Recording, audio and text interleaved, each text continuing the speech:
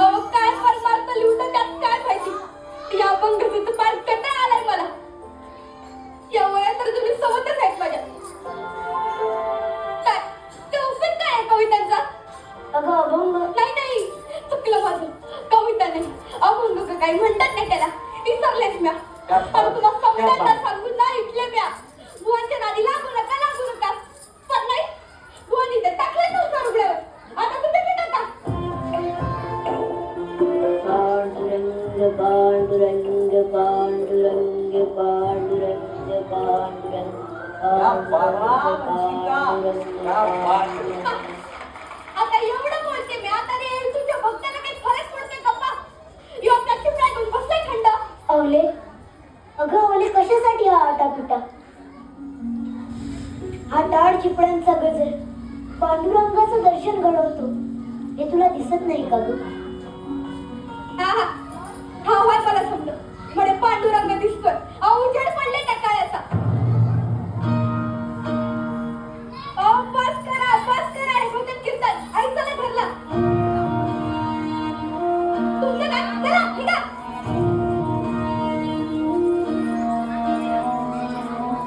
पांडुरंगाचं दर्शन घ्यायचंय ना तिथेच घ्या. आणि काय हो काय बी झालं तरी कशाला इंद्रायणी काठी यायला पाहिजे? तिथे तुमचं अभंग वाहून नेलंय का पांडुरंगाकडे? चला आता उठा. तुकोबा हे तू काय चालवलं आहेस? तू एक वाणी आहेस आणि तरी अभंग असतो. त्याचे अर्थ सांगतो की अभंग वाणी निर्माण करून तू वेदवाणीचा उपवर्ग केलाय. रामशास्त्री तुम्ही पंडित आहात, विद्वान आहात. तुमच्या आज्ञेचे पालन मी नक्की करेन. चला आता ते अभंग या इंद्रायणीच्या डोळ्यात घेऊन टाकू. काय बुवा जशी आपली इच्छा म्हणजे बुडवणार का गाथा? अवले अगं कशासाठी यात रागा? त्यांचे ते म्हणाले त्याप्रमाणे असेल पांडुरंगाची इच्छा. पांडुरंगाची इच्छा नाही. या शास्त्री बुवाचं काम राहते. त्याला काय करताय बोलायला? अवले अगं ऐकून तरी घे माझं. काय ऐकायचं नाही मला. या गाथा बुडवायचं नाही म्हणजे नाही. तुम्ही जे काही लिहता ते मला कळत नसेल. तुमच्या त्या पांडुरंगाच्या नावाने मी बोट बी पडत असेल. अरे वा वा क्या बात आहे ग. पण तुम्ही जे काही करता ना त्याच्या मागची मेहनत मला माहिती आहे. रात्र जागी तुम्ही अपंग लिहिले तेव्हा हा नव्हता आला बघायला. पण म्या होते घरात. आपण तिघीच टक्क जागी होतो. एक तुम्ही एक म्या आणि एक तो उजेड देणारा कंदील. वा संसारातून सुटका करायला लिवलेत ना अभंग. आता तेच बुडवणार. हा कुठला हिशोब आहे बुवा? तुझ्या पत्नीच्या जिभेला लगाम घाल. मी खूप सहन करतोय. काय करणार अवले? अगं तू शांत हो. रामशास्त्री आपण जाणकार आहात, धर्मशास्त्री आहात. तुमच्या आज्ञेचे पालन मी नक्की करेन. चला हे अभंग या इंद्रायणीच्या डोळ्यात घेऊन टाकू.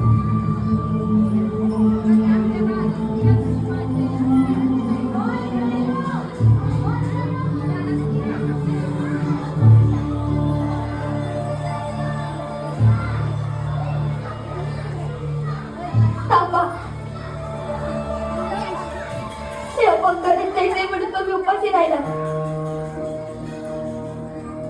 संसाराचा परिस्फोट करून अपंग रचले आणि आता तेच कष्टाने लिहिलेले अपंग इंद्राणीत बुडवून परमार्थाचा परिस्फोट करतात. अवले अगं कार्य आता जशी पांडुरंगाची इच्छा तसंच होऊ दे. मला हे अभंग बुडवायलाच हवे.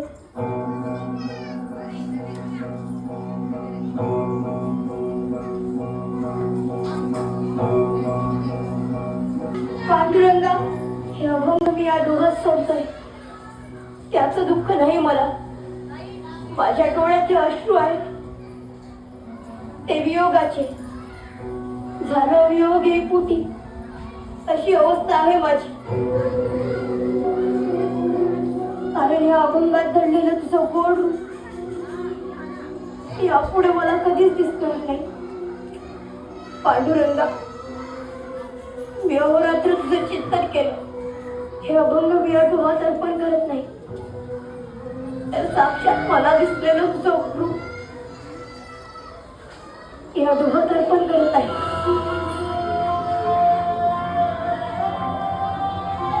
पांडुरंगा, जर माझी भक्ती खरी असेल तरी इंद्रायणी या गाथांना सुरक्षित ठेवा. पांडुरंग पांडुरंग.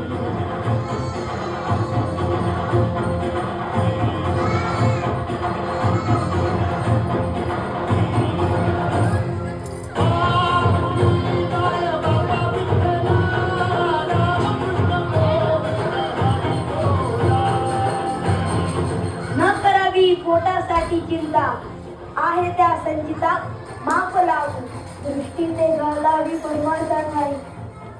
शुल्लकाऊ पळी क्षीण झाला. रंजले गांजले दासी म्हणे जो आपले तोची साधू ओळखावा, देव तिथेची जाणावा. जननी हे गाणे बालकांचे वर्म, सुख दुःख धर्म जे जे काय. अंधापुढे ज्याने दिलेला आधार, त्याचा विचार तोच जाणे. शरणागता ज्याने घातले पाठीशी, तो जाणे ते विषयी राखो तया. कासे लागे तयाला लगतीचा यास, पोहणारा त्यास पार पार.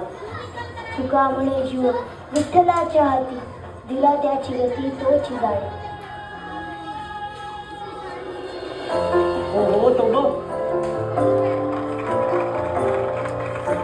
हे इंद्रायणी, तुकोबांची असीम भक्ती आणि निष्ठा पाहिलीस. आम्ही त्यांच्यावर प्रसन्न आहोत.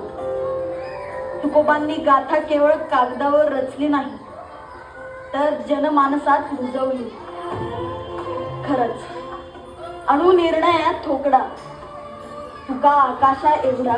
अरे बापरे. इंद्रायणी, लोकांच्या उद्धारासाठी निर्माण केलेल्या तुकोबांच्या अभंगांना तुझ्या डोहातून पुनर्जन्म मिळू दे.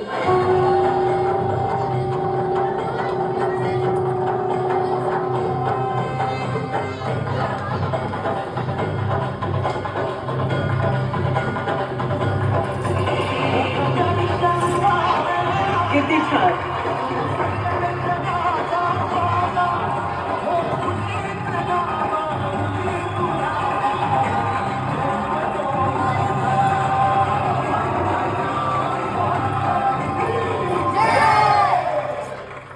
Zee five app download